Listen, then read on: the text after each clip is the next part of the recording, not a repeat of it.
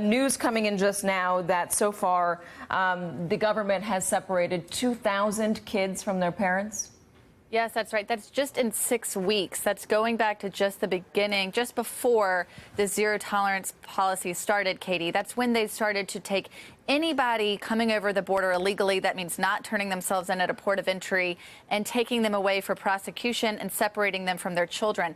To put that in context, if we look at the past 6 months before that, from about October to May, there were just over 1,000 separations over 6 months. Now we're seeing double that in 6 weeks. And even that 6 months was higher than you would have seen under the Obama administration. So this is clearly part of their plan to try to keep family units from crossing the border together. As we know, that was a population that was becoming more increased in their numbers because they were claiming asylum. These were families fleeing violence in Central American countries, and now we are seeing 2,000 of them separated. That number just in today. Jacob, I know you've touched on this before, but I'd like to get you on it again. The president has said over and over again that this is the Democrats' fault.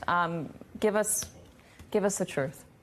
It's just a ridiculous thing to say. It's completely absurd. Everything that is happening right now in terms of the overcrowding scenarios that we saw at the Casa Padre shelter in Brownsville, the Tornillo new tent city that Julia and Courtney and I have been reporting on that's opening up at the port of entry there to deal with the overflow crowds, is a direct result of the Trump administration saying we're going to have a zero tolerance policy. We're going to charge as many people as we can for crossing the border illegally, 100% if we can. They say the number's around 60% right now. And if you're a family, whether you're seeking asylum or not, we are going to separate your parents and children. The parents are going to go to federal court and then to federal prison, and then they're going to serve their sentence. And during that period of time, they're going to be in that building or buildings like that one that we're looking at on the screen. Operations run by Health and Human Services for kids that are supposed to come into the United States alone, not be ripped from their parents, and then be alone once they get here. How are they reunited, Jacob? Well, it just depends on what happens with the parents. The parents are going to have to go into a federal court proceeding and go to a federal trial. If they're convicted, they're in a federal prison. They're not going to be reunited until they're out of prison and serve that sentence. We're trying to get to the bottom of how long this process is actually going to take. And the truthful answer is we don't know yet, Katie, because this is brand new. This just started happening under the Trump administration as a official policy, as an official process. They didn't even really keep numbers like the ones that Julia just cited that we're getting today before now, because as a matter of policy, they never separated children from parents. So we didn't really know before. Julia, in talking about the biblical justification for this, you sent out this tweet. Been thinking a lot about Sessions-Sanders' argument about the Bible justifying the government policy, or all government policy. Have they forgotten Jesus was tried for breaking Jewish law by doing works on the Sabbath?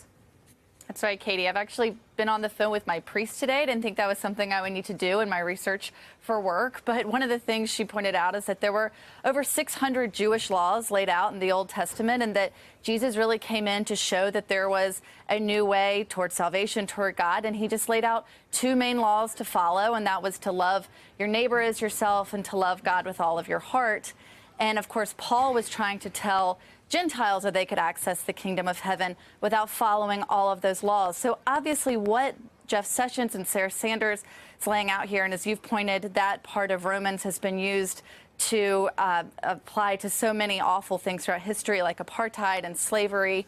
What they're doing is taking this out of context and really going away from the message that Jesus had taught. And it's really become pretty obvious. Even the Southern Baptist Convention has spoken out against this policy. It is remarkable that given the history of that particular passage and the way it was used in our American history and what it justified here and what we are still ashamed of to this day, slavery, that the Attorney General would confidently go out and say that with a smile on his face as the reason for separating families at the border. It's remarkable.